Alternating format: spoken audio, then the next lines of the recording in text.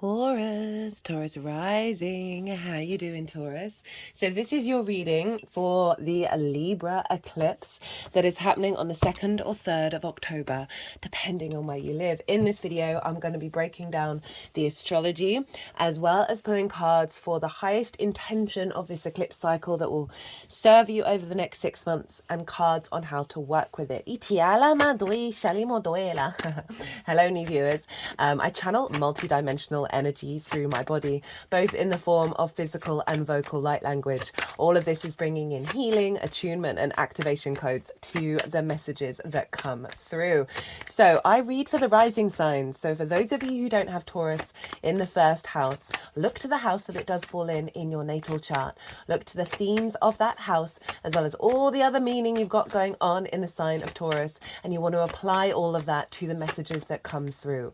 It will be as if that Taurus energy has now energetically moved to the first house, so the astrology of the rising sign will still link in.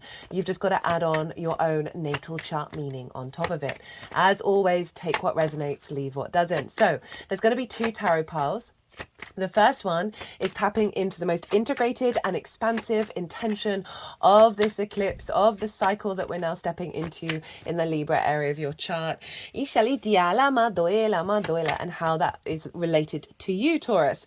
And so this is to help you sort of understand what's the root energy with this, right? For any situation that shows up in your life, whether that be a blessing, a challenge, or if you're just confused, to come back to the intention, and that can hopefully give you some perspective and some clarity. And especially if there's something difficult going on and you're like, right, okay, breathe, let's see where this intention falls within this, right? And so it really helps you in your own autonomous way work with the energy of this eclipse. The second pile is how to amplify and work with it. What do we need to focus on? What do we need to tap into? There'll also be a couple of oracle cards when I finish shuffling the tarot. So before I kick off, this Libra season going up to the 22nd of October, anyone who books a reading on my website will get double the amount of time for the money that they pay for. This is me bringing in the scales, like doubling up so they're in balance.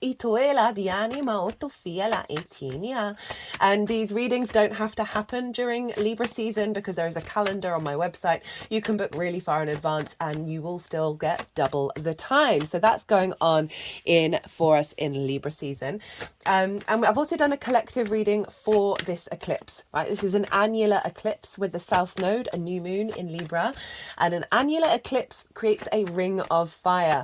Now, I pulled some tarot cards on the symbology and the meaning behind that in the collective reading. Also did an overall collective tarot and broke down the astrology in way more detail. Now, that's where I tap into what's the most integrated and expansive energy for the collective of this eclipse.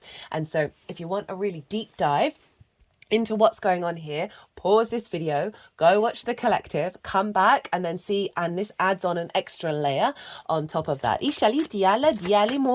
Now, Taurus rising, where is this happening for you? This is happening in your 6th house, the adult in the room. This is about work, how you work, how you figure things out. Physical health, routines, co-workers, and therefore collaboration, pets, and therefore caretaking. Now, this is the adult in the room because all of those things we can have trouble really committing to. You've had the South Node there since July last year. The South Node is the tail of the dragon, where we release energy, where toxins are purged, lots of purging, lots of releasing. It's also more of an inner yin esoteric experience, right? It's a inner cultivation, bringing nuance and depth to what is left after the purge.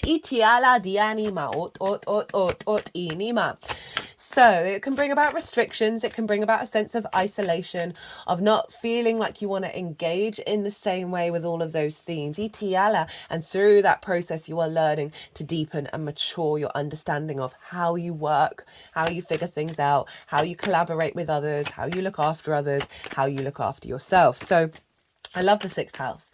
Can be a bit difficult, but it's very powerful because when you figure out how you work, you are able then to work with other people in a really healthy way. You're able to work for yourself in a really healthy way. Now, the sixth follows the fifth. Ooh, liking that first card. I'm not going to tell you though. Surprise. That our inner child is in the fifth. At least that's how I interpret it. And our inner child can pick up a lot of love languages and experiences from the early years that then imprint within us. And one of those things can be neglecting oneself, right? Not being the grown up and the adult and the parent that you truly need to be to yourself, because we may have not had the examples that really served us, or experiences, whatever that may be. This may not relate to all of you, by the way, just bringing it up. That means that we're not able to be the adult in the room for ourselves, right? We're not able to take care of our physical health, to get those routines really going, to find the joy, the pleasure, the elevation in the way that we work, to have healthy working together in groups kind of energy, to look after other energies, pets, for example, in ways that are serving everyone involved, right? So this is a new cycle. This is a big new cycle. We're not going to have the South Node in this sign for another 18 years. This is the last. This is the last new moon in Libra that we're going to be having as an eclipse with the South Node for that length of time. So it's closing out the previous 18 years as well as activating a new cycle heading into the new 18 years. And that's reminding me, right? So eclipses are when the sun and the moon meet on the horizontal and the vertical axis. And that doesn't happen very often. So it's the combination of time and space together, right? The unseen and the seen realms blending together. And it's dealing with an 18-year cycle. So it's bigger things going on, bigger shifts happening. And so I'm going to talk about my own personal experience. Do what's right for you. But I find when you don't try and plan anything during eclipse season in terms of your intention setting, your rituals, your manifestation, whatever it is, that I find it's best not to plan and to go with your intuition and your instincts during that eclipse cycle about the things that you want to do that are in alignment with that. I find you become more in alignment with the bigger picture that we're not currently conscious aware of. And also in terms of if you get an offer from the outside world, whatever that may be, perhaps going out for a drink with a co-worker, an invitation to start a new health experience, right? Whether that is drinking loads of smoothies or doing a new form of exercise, things like that. The desire to get a pet is definitely going to be a thing with this new moon as well. That can be a thing for you. If you've been itching for it a while, this can activate a cycle around getting a pet. How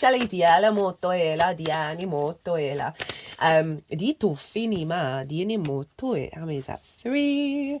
The one on the bottom. So what was I saying? Yes. Oh no, complete mind wipe.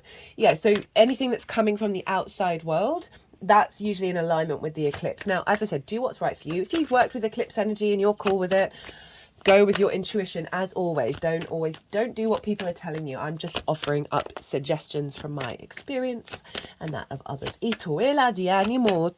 So, the astrology. We have the South Node with the Sun, Moon, Lilith, Mercury and Juno all in the sign of Libra.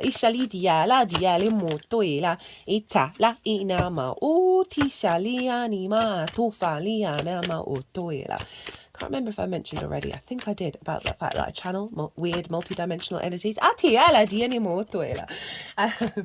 So this is activating a cycle around your independence and your confidence to co-create and really respect yourself.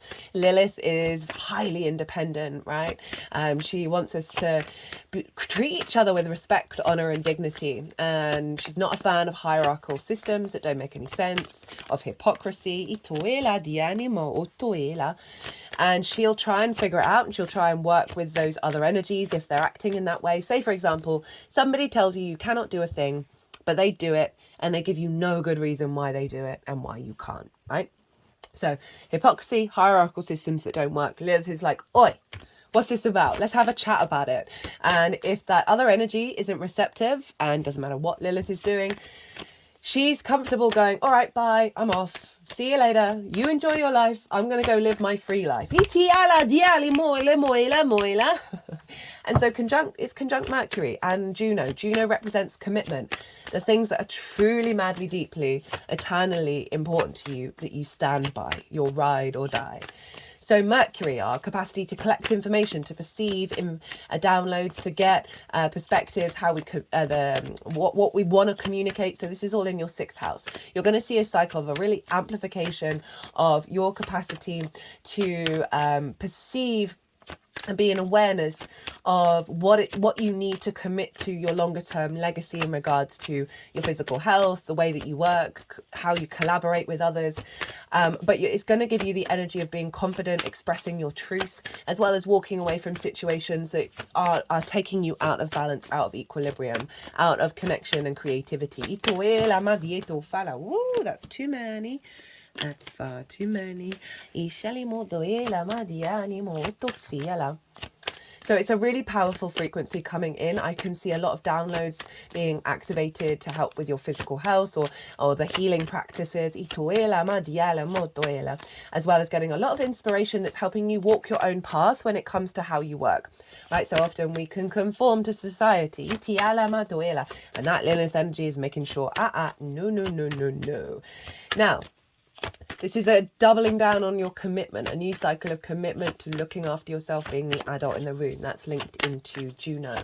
Now we want to look to where Venus is, because what's going on with Venus is influencing what's going on with this moon, and she's in Scorpio, opposite your sign Taurus, over in your 7th house. This is the house of the other, of your one-on-one important relationships in your life. This can be business partners, clients, therapist, intimate friends, long-term committed romantic relationships, as well as your relationship with Source. Ituela dianima, I ala di shalemo doela, dianima di shalemo otoela. Enima etoela ma etoe. Okay. Dianima. Dianimoila. Diana. Dianimoila. Let's get your oracle card. So where was I? Venus over in your 7th. So she's influencing the 6th. Now I said at the beginning, I think the 6th is really crucial to having healthy relationships with other people, because when you're in awareness of understanding how you work, which is the Librarian energy, you're then able to understand how that works with different energies, right? And how to find all the best ways of collaborating. And so Venus is in the 7th, and so she's making sure there's a focus of transformation and connection and elevation of how you work with others on a one-to-one basis. This could see coming in a new cycle of clients who respect the way that you work, a business partner where you're able to work together and collaborate, as well as collaborating with a lover to elevate your relationship dynamics, so you're able to commit and work together in the long term.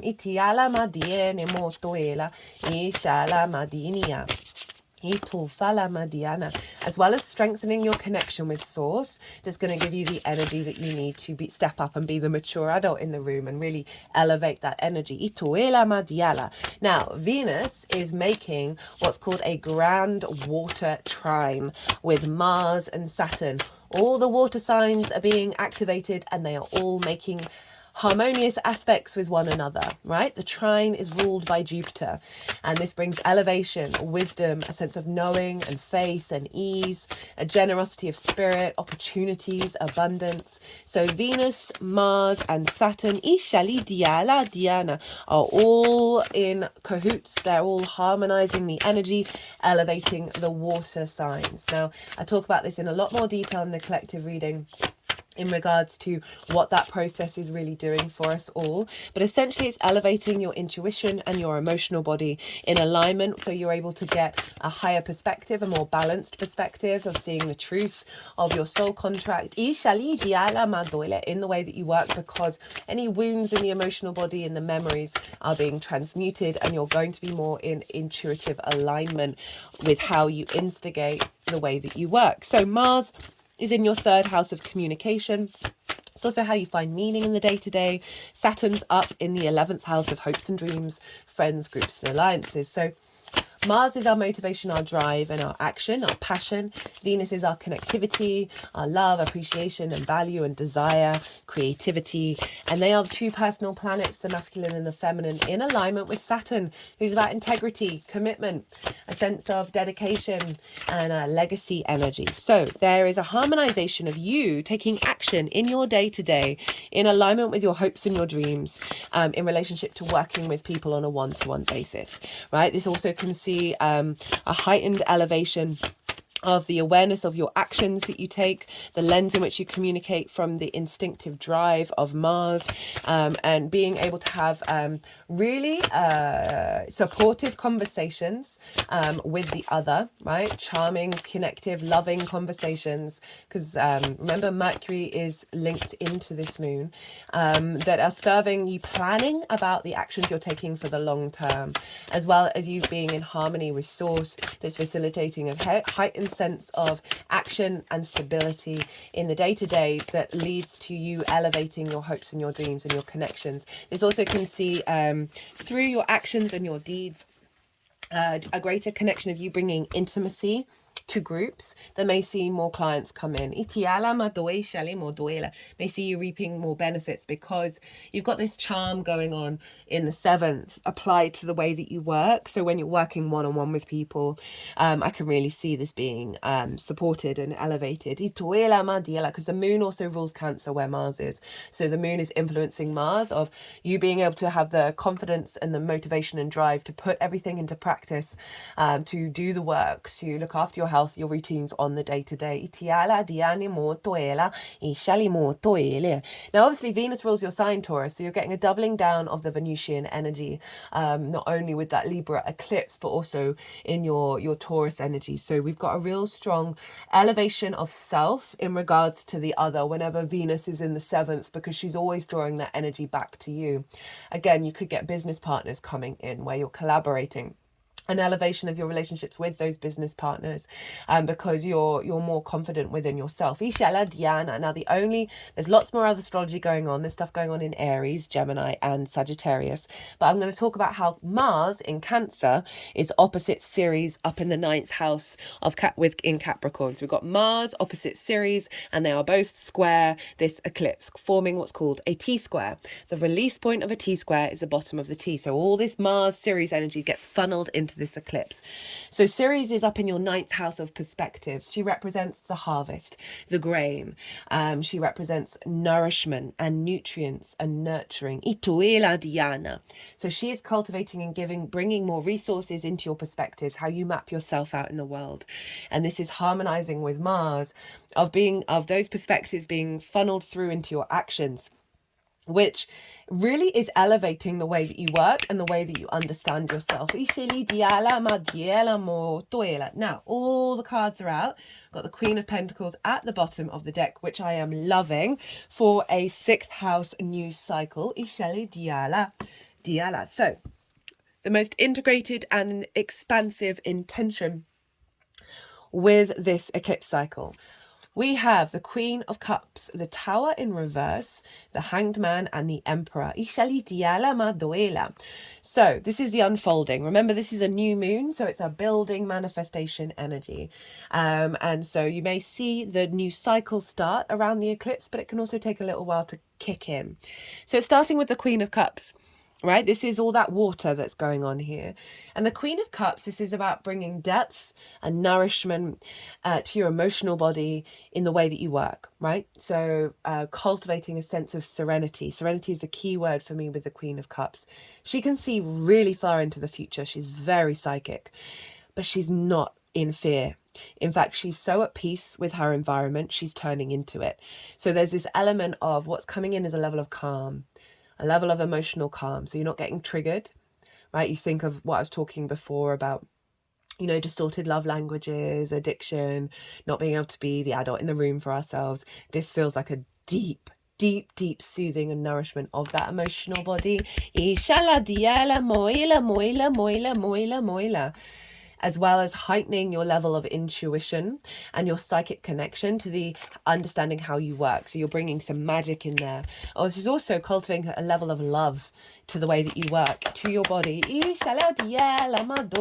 a very soft, it's very sensitive, it's very soothing energy, and that's so beautiful coming through in the 6th, right, of coming back into equilibrium with yourself. But because we've got all that water activated and that's all funneling back into this moon, I'm loving that showing up as the first card of you're going to get such a balm in your emotional body and in those response mechanisms, that is then creating more space for you to fall in love with yourself, with being the adult in the room, with your physical vessel, with the way that you work. And then we have the Tower in reverse, which is really interesting. This is a Mars card. So in reverse, I'm getting 2 messages with this. I often read reversal cards as the inner experience, right? So there's, because of this very soothing energy coming in, it's going to pull down a lot of things within you. This is Mars's card. Mars is in Cancer. So a lot of emotional responses that have not served you, right? So all the destructions at the top, the foundations are still strong. Saturn's all about foundations and strengthening them. Over in your 11th house of hopes and dreams, friends, groups and alliances, and reaping the benefits from your 10th house. So this feels like a purging of some core archetypal wounds around reaping benefits, of being of value, of reaping benefits from your 10th. That these are going to be pulled down internally because you're in this very calm space, you're at peace with it, right? So you're no longer in conflict, and therefore these things can fall away. I'm also feeling it as a closing out of perhaps the tower moments that you've been through, right? The South Node being here can see a release, a purging, a letting go of things. And so that is kind of tower energy, less dramatic, but it still might have been. And I can feel like that as a closing out of the cycle of the big major external things, because this is now in reverse.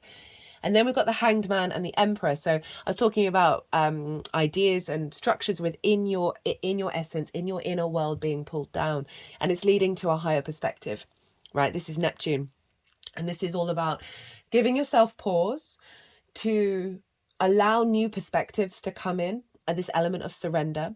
This is the only halo in tarot, and so there's a sense of what's going to come through is a real enlightenment moment of you being able to bring in your higher consciousness into the way that you work, into the way that you collaborate, lots of brainstorming of ideas coming in, and illuminations around your health, routines, all of those things.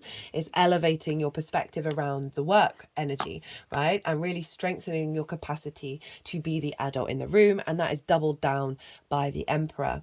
Also, if there are but with this closing out of the external, the dust is settling basically with this eclipse, and that's going to allow higher energy to come in because the tower's pulled away so many things that have blocked these perspectives that have always been yours but have just been blocked. Then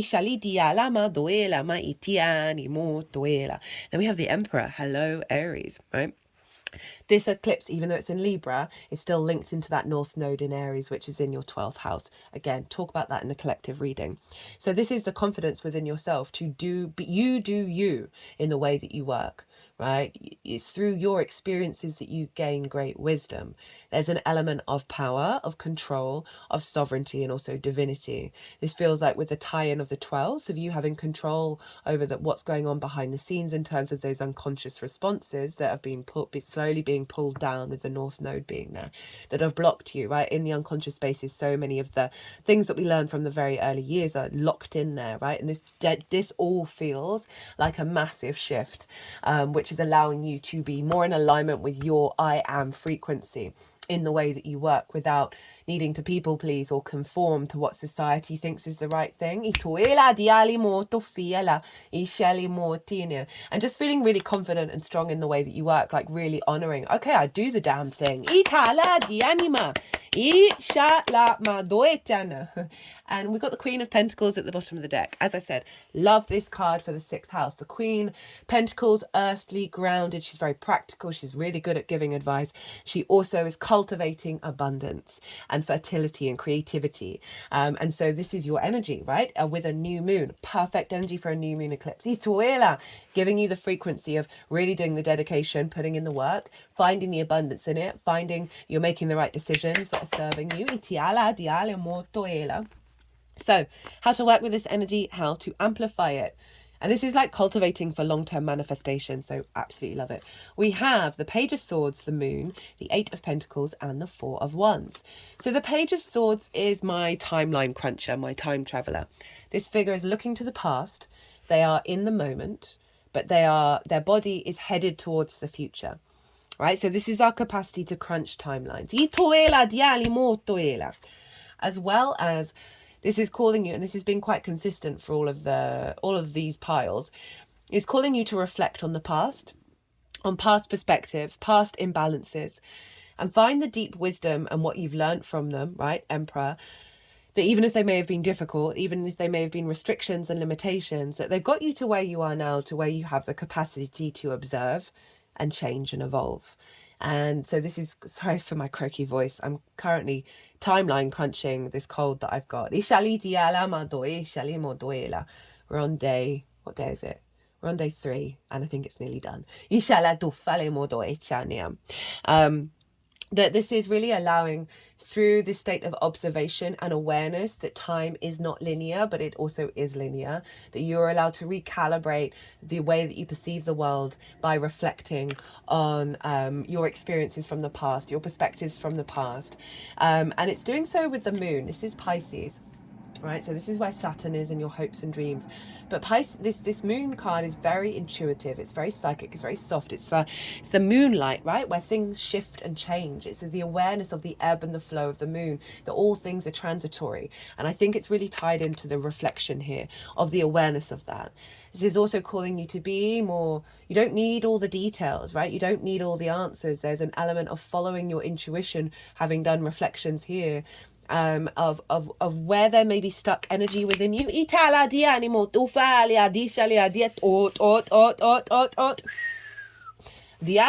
just sort of moving hands around my body, doing some clearing work, or opening up the receptors for you to be in alignment and attuned to the awareness of what's going on in your body.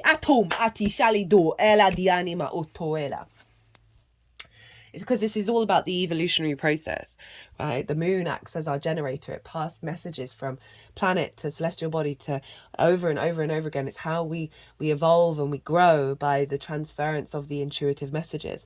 We have the wolf and the dog, right? So this element of our instinctive mammalian side, as well as that which has been conformed by society, right? The training of the dog, and this pathway up the mountain, evolving your intuition, where your needs being met, where you're receiving nourishment. And so there's a real sense of being objective, being an awareness of your capacity to crunch timelines, to release, be at peace with all that has come before, and honor that you are shifting into a new paradigm that is requiring you to be a little bit more intuitive, a little more sensitive, a little less rational. A little more sensitive, a little more soft. Allow your intuition, allow the magic of your soul to come through into the way that you work. And that's the Aries energy. And with this process, we have the Eight of Pentacles. Now, the Eight of Pentacles for me is whistle while you work. This is calling you to get in a mindset that you are heading towards mastery with everything that's been going on with the South Node in the 6th house, a mastery of the level of understanding how you work. You're not quite there yet. You're elevating. You're heading towards the next level. And to focus on the joy of the experience of what you're doing. This is also about putting things into practice that you've learned through perhaps meditation, or the experiences of how you connect to these two cards, of putting them into practice and seeing what shifts and changes in your understanding of your perspective, and where there's balance coming in, right, of the joy and the work itself. We then have the Four of Wands. This is acknowledging the harvest that's come in, of celebration, but you got to do the work to get the harvest, right? And this is about milestones, and this is this is calling you to, one, double up, put in the work, because you're going to get the harvest. This is also about celebrating the little milestones as well. I also feel if there may be opportunities to collaborate over the next 6 months, that it might be a good idea to do so. Trust your intuition, but this is all about working together in order to celebrate at the end of it. But it is calling you to, as I say, do the work, but also find the joy, find the celebration, pat yourself on the back. You're doing the damn thing. Right, your oracle cards.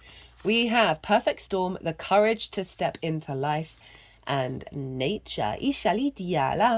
Diala moila ituela dienima. So I'm feeling called to read nature first. Heart of the world, the heart of the world. Diala, I mean, really appropriate for you, Taurus, isn't it? Grandmother Ayangat, a spiritual leader of the Mongolian Union of Ancestral Traditions, offers this wisdom. We have neglected our ancestral knowledge and dishonored the law of nature. Let's respect each other and revive indigenous knowledge on how we live in harmony with nature. Think about what it means to be separate from nature, to be separate from one another. In ancient civilizations, there was an idea of a cosmology that viewed the universe as one unified organism. Human beings were only one aspect of the overall function of nature. We all lived within the system. It was us, we were it. This was the time when humans knew that the universe was sentient, that nature was synonymous with our lives. This week, think about what you might be able to do to invite nature into your life. What might you be able to do to bring this intention into nature? Nature loves reciprocity. It also loves collaboration. Consider what collaborative and reciprocal relationships exist in nature. I'll start. Without squirrels burying nuts they eventually forget about, we wouldn't have as many trees. And without plants supplying squirrels with nuts and seeds, trees wouldn't get the same kind of wide distribution. It works in connection by design. How might you be able to reconnect with nature? What ritual, service, or offering might you be able to do to have a little more connection with the nature happening in your life? So it's a more holistic understanding of the 6th house, of that everything's connected, that you finding joy and confidence in yourself in the way that you work is going to facilitate your physical health. That your physical vessel is sentient, right? And talking to it, figuring out where you need to release perhaps some stuck energy that's blocking perhaps a heaviness within you in the way that you work, bringing nature into the way that you work. This is about co-creation, collaboration with co-workers, with source, with others, realizing, there may be opportunities that are coming up where you can work together.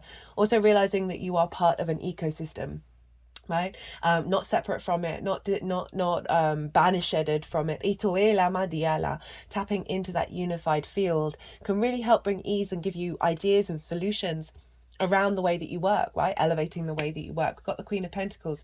She is definitely, hands down, hanging out in nature. You might get some really good tips and downloads if you meditate in nature, ground yourself. That's really good for your physical health just generally. Ituela madiani mutuela. Ishala Madina. And it's bringing it back to you and your embodiment of self and how you taking care of your physical vessel, right? The 1st house is your body. 6th house is health of the body, physical health. That, having a practice of being in nature is going to help facilitate your health vibration system. Ituela, perfect storm, an invitation to act now, the courage to step into life, sheltering from turbulence. Well, there's that Tower card, isn't there? When the perfect storm appears, it cautions you to be ready for an exciting, if turbulent time. The winds are picking up and you need to make sure that you are close to the eye of the storm, or you will be buffeted by gusts that may take you far from where you need to be. The key is to remain centered and balanced. Hello Libra, and bear witness as the forces build in intensity. Notice how the loose stuff is starting to fly around and recognize how little of it you truly need. Let go of those thoughts, beliefs and attitudes that clutter your heart and cloud your mind. Then the storm will be absolutely perfect for you. If you wonder what you might lose during the perfect storm, know that it is those things we are most attached to that are taken first, as if life were trying to unburden us of our righteous self-importance. Let it all go with the wind. The less you resist the change brought by the perfect storm, the happier you will be. Ride the winds to your next destination. Embrace the rain or snow. Remember that every time you try to argue with nature, lol, you lose. So it's kind of like being aware this is still a South Node transit, right? There are still things that are unfolding. This is eclipse energy of standing in the eye of the storm, bringing that Queen of Cups energy, that serenity of what's going to happen. She's not in fear about the future. So really ground yourself, recalibrate your body, bring some stability in while the shifts and the changes are happening. Itiala, because these shifts and changes are giving you the momentum to really refine everything and lead to celebration and heighten your intuition if you choose to accept it. Itoela diala dienia. The perfect storm can also be a call for you to seize the moment. There might be a great opportunity that you need to take advantage of right now. Carpe diem. Here, time is of the essence. It may be gone shortly. So do not hesitate. Go ahead, bite off more than you can chew, and take the storm on in all its terrifying greatness. Experience the fullness of life. You will succeed. So in terms, there may be, as I said, collaboration opportunities come up, whether it be with co-workers in the 3D or your spirit guides or source, whatever it is. There's something about union and opening yourself up to co-creation without losing your sovereignty. Well, Taurus, don't forget that there is double the amount of time for any reading that you book during Libra season through my website. I hope you enjoyed this reading. I hope it resonated. If it did, it would bring me great joy if you hit that like button. Other than that, Taurus, be good to yourselves, be good to those around you, safe travels, and be well until we meet again.